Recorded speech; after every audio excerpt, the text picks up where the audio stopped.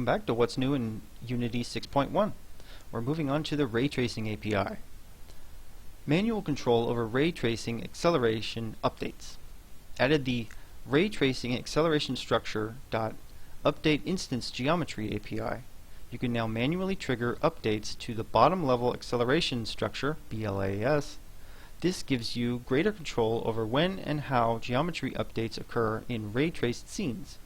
As a result, you can manage resources more efficiently and improve performance in dynamic environments. For more information, refer to the API documentation. Efficient instance management. Added the new ray tracing acceleration structure add instances in direct API. You can now specify ray tracing instance transformation matrices using a graphics buffer. As a result, you can manage large numbers of ray-traced instances more efficiently, particularly in dynamic or procedurally generated scenes. For more information, refer to the API documentation. Flexible ray tracing instance removal. Added the new ray tracing acceleration structure remove instance API. You can now remove ray tracing instances from an acceleration structure based on their layer or ray tracing mode.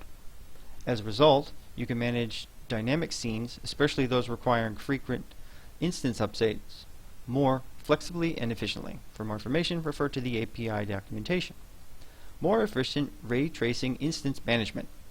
Added the ray tracing acceleration structure cull instances API. Using various filtering and culling parameters, you can now populate the acceleration structure with ray tracing instances associated with renderers in the scene. As a result, you can more easily update the acceleration structure based on scene visibility and rendering criteria. For more information, refer to the API documentation.